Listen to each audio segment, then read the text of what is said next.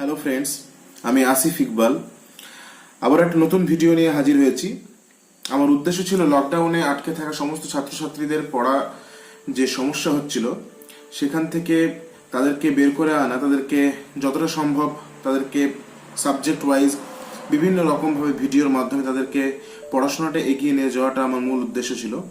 আর সেই উদ্দেশ্য সাধনের জন্যই আবার একটা নতুন ভিডিও প্রয়োজন পড়ায় আমি একটা নতুন ভিডিও তৈরি করতে চলেছি। এবং গত যে ভিডিওটা আমি পোস্ট করেছিলাম সেই ভিডিওতে আমি আলোচনা করেছিলাম ভারতের অবস্থান, ভারতের পরিসীমা, ভারতের ক্ষেত্রফল, এই সমস্ত বিষয় সম্পর্কে আমি গত ভিডিওতে আলোচনা করেছিলাম। আজকের যে ভিডিওটা করছি সেটা মূলত ক্লাস 10-এরই জন্য, সেই চ্যাপ্টারেরই পরের কিছু অংশটা। মাত্র ক্লাস 10-এর জন্যই গুরুত্বপূর্ণ তা কিন্তু নয়, ক্লাস 10-এর পাশাপাশি যারা কম্পিটিটিভ এক্সামিনেশন দিচ্ছে তাদের জন্য খুব ইম্পর্টেন্ট এই ভিডিওটা। তার কারণ বেসিক্যালি বিভিন্ন রকম যে কম্পিটিটিভ এক্সামিনেশনগুলো হয় তাতে যে সমস্ত কোশ্চেনগুলো রাখা হয় মূলত জিওগ্রাফি থেকে, সেগুলো কিন্তু এই চ্যাপ্টার থেকে সব থেকে বেশি কোশ্চেন আমরা দেখতে পাই। তাই আমি বলবো যে ভিডিওটা শুধুমাত্র ক্লাস 10 নয়, বিভিন্ন রকম যারা কম্পিটিটিভ এক্সামের জন্য খাটছে তারাও যেন এই ভিডিওটা দেখে এবং সেখান থেকে তারা উপকৃত হতে পারে, আমার মনে হয় সেটা।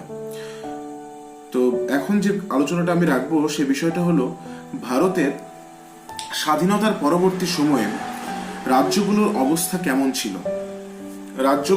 কতগুলো রাজ্য ছিল, এখন কতগুলো রাজ্য রয়েছে, সেই বিষয় সম্পর্কে আজকের এই আলোচনা। আমরা সবাই জানি যে 1947 সালে 15ই আগস্ট ভারত স্বাধীনতা লাভ করেছিল। তারপরে পরে সংবিধান রচিত হয়েছিল। 1950 সালে 26শে জানুয়ারি সেই সংবিধান কার্যকারী। প্রথম দিকে স্বাধীনতার পরবর্তী সময়ে টোটাল ভারতবর্ষের রাজ্যের সংখ্যা ছিল 14টা এবং কেন্দ্রশাসিত অঞ্চল ছিল মাত্র 6টা। সেটা পরবর্তীতে আজকে 2020-তে দাঁড়িয়ে তার সংখ্যা হয়ে দাঁড়িয়েছে অঙ্গরাজ্যের সংখ্যা মোট 28টা এবং কেন্দ্রশাসিত অঞ্চলের সংখ্যা মোট 9টা। কারণ 2019 সালে যে 370 নাম্বার ধারা এবং 35A নাম্বার ধারা বাতিল হয়ে যাওয়ার কারণে জম্মু অ্যান্ড কাশ্মীর সেটা পূর্ণ রাজ্য থেকে ওটা চেঞ্জ হয়ে এখন কেন্দ্রশাসিত অঞ্চলে পরিণত হয়েছে। এটা আমরা জানি এখন। তো আমরা জানবো যে কেন এই রাজ্যগুলো বৃদ্ধি পেয়েছে। প্রথমে 14টা ছিল, এখন 28টা, তার আগে 29টা ছিল। কি কারণে এই রাজ্যের বৃদ্ধি? প্রথম দিকে যদি আমি চলে যাই 1947 সালের আগে, তো 1947 সালের আগে যখন ব্রিটিশরা ভারতবর্ষে শাসন করছিল তখন কিন্তু রাজ্যগুলো একটা ছিল প্রিন্সলি স্টেটের আকারে, যেটা 562টা মতো প্রিন্সলি স্টেট ছিল ভারতবর্ষে। সব থেকে বেশি ছিল গুজরাটে, 400-এরও অধিক প্রিন্সলি স্টেট। সেগুলো মূলত ব্রিটিশেরই অধীনে থাকতো, কিন্তু সেখানকার রাজারা সেই রাজ্যগুলোকে শাসন করত।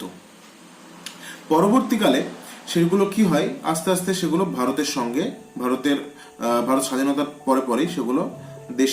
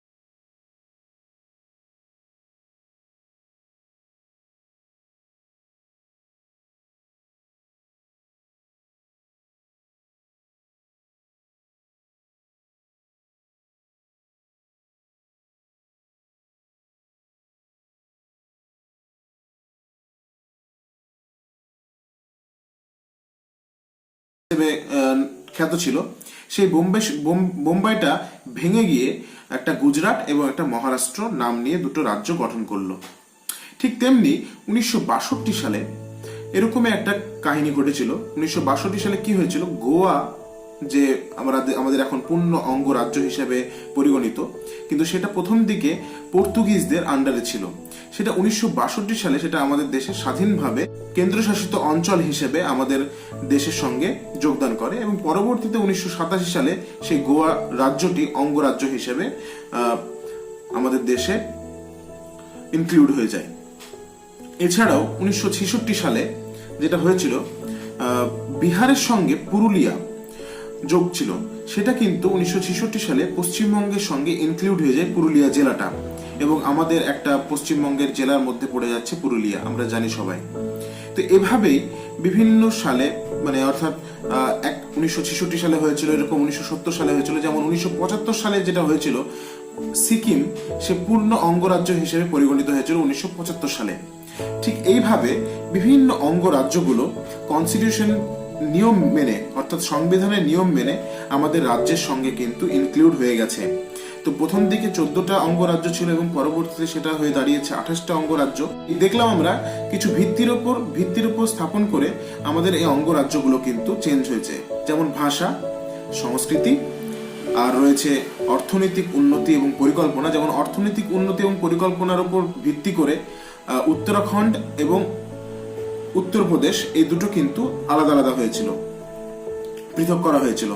ঠিক তেমনি প্রশাসনিক সুবিধার জন্য হিন্দি ভাষাভাষী মানুষকে একসঙ্গে রাখার উদ্দেশ্যে যেমন বিহার, মধ্যপ্রদেশ এবং উত্তরপ্রদেশকে একসঙ্গে আলাদা আলাদা 3টে রাজ্য হিসেবে স্থাপন করা হয়েছিল। আবার সংস্কৃতি হিসেবে যদি দেখি আমরা, তো বিহার এবং ঝাড়খণ্ড তারা সংস্কৃতির হিসাবে তারা আলাদা আলাদা হয়েছিল। তার আগে পর্যন্ত কিন্তু বিহার এবং ঝাড়খণ্ড একসঙ্গেই ছিল।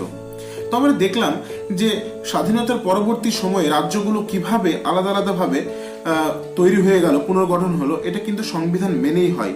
সংবিধানের 1 থেকে 4 নম্বর ধারা অনুসারে এখানে বলা হয়েছে ইউনিয়ন এবং টেরিটরি এই ধারার মধ্যে। তো 1, 2, 3 এবং 4 নম্বর ধারাতে এই রাজ্যগুলোর পুনর্গঠন, রাজ্যগুলো তাদের বাউন্ডারি এক্সপ্যান্ড করা, রাজ্যগুলোর বাউন্ডারিকে ইনক্রিজ বা ডিক্রিজ করা, বা কোনো রাজ্য থেকে আলাদা হয়ে গিয়ে অন্য রাজ্য গঠন করা, বা দুটো রাজ্য একসঙ্গে জুড়ে গিয়ে সেই রাজ্যগুলোকে আবার নতুনভাবে বড় রাজ্যে পরিণত করা, এটা কিন্তু রাইটস দেওয়া হয়েছে সংবিধানে। আর সেই সংবিধান মেনেই এই রাজ্যগুলোর কিন্তু পুনর্গঠন হয়ে থাকে। তো আমরা দেখলাম রাজ্যগুলোর পুনর্গঠনের বিন্যাস কেমন ভাবে হয়েছিল, কত সালে কোন কোন রাজ্যগুলো গঠন হয়েছিল। এছাড়াও তোমরা বইতে পেয়ে যাবে ভালোভাবে যে কত সালে পরপর কোন রাজ্য কখন গঠন হয়েছে। তো আমরা দেখব এরপরে যেটা একটা বিষয় আছে পশ্চিমবাংলার বিষয়, সেখানে ছিটমহল বিনিময়টা কি আমাদেরকে জানতে হবে। একটা সময় ছিল যখন বাংলাদেশ আমাদের দেশের মধ্যেই ছিল। আমরা জানি যে যখন স্বাধীনতার আগে পর্যন্ত পাকিস্তান, বাংলাদেশ এরা কিন্তু আমাদের সঙ্গেই ছিল। আমরা জানি যে ভারতের সঙ্গে বাংলাদেশ এবং পাকিস্তান একসঙ্গে ছিল। ঠিক তেমনি যেহেতু বাংলাদেশের সঙ্গে সব থেকে বর্ডার শেয়ার করছে বেশি কোন রাজ্য, পশ্চিমবঙ্গ, আর সেই কারণে পশ্চিমবঙ্গের কিছু অংশ সেগুলো বাংলাদেশের মধ্যে ইনভলভ ছিল এবং বাংলাদেশের কিছু অংশ, কিছু এলাকা পশ্চিমবাংলার মধ্যে ইনভলভ ছিল। সেটাতে বিভিন্ন রকম সমস্যার সম্মুখীন হয়েছিল সেখানকার মানুষেরা। আর তাদের কথা চিন্তা করে এই ছিটমহল বিনিময় চুক্তি 2015 সালে স্থাপন করা হয়। এই চুক্তিটা কি হয়েছিল, ছিটমহল কথাটা শুনেই বুঝতে পারা যাচ্ছে, ছিটমহল ছিটানো কিছু অংশ যেটা এদিক ওদিকে ছিটিয়ে আছে। এদিক ওদিক বলতে গেলে কিছুটা আছে বাংলাদেশে, কিছুটা আছে পশ্চিমবাংলার মধ্যে। সেখানকার মানুষদের অসুবিধা, সেই অসুবিধার জন্য কি করা হলো, 2015 সালে ভারতের যে অংশটা সেটা ভারতের মধ্যে নেওয়া হলো, বাংলাদেশের জন্য যেটা সুইটেবল সেটা বাংলাদেশের মধ্যে চলে গেল। তো সেখানে দেখা গেল 51টা অঞ্চল সেটা পড়লো ইন্ডিয়ার মধ্যে, আর 111টা মতো অঞ্চল হয়ে গেল বাংলাদেশের মধ্যে। এটাই হচ্ছে ছিটমহল বিনিময়। আমি আগের ভিডিওতেই বলেছিলাম যে 2014 সালের 2রা জুন অন্ধ্রপ্রদেশকে ভেঙে তেলেঙ্গানা একটা নতুন রাজ্য গঠন হয়েছিল। এটা বলার কারণ হচ্ছে এখন যে কোশ্চেনের যে রিদিম, সেই রিদিম অনুসারে এই কোশ্চেনটা খুব ইম্পর্টেন্ট। এই কোশ্চেনটা অনেকবার পরীক্ষাতে এসেছে, শুধুমাত্র ক্লাস 10-এর জন্য না, বিভিন্ন রকম পরীক্ষাতে এই কোশ্চেনটা এসেছে। সেই কারণে বলছি যে এই কোশ্চেনটা খুবই ইম্পর্টেন্ট। তবে আজকে এই পর্যন্তই। আমরা আজকে জানলাম রাজ্যের কিভাবে পুনর্গঠন হয়, কিভাবে পুনর্গঠন হয়েছে বিভিন্ন সময়ে, বিভিন্ন সালে। আজকের জন্য এইটুকুনি।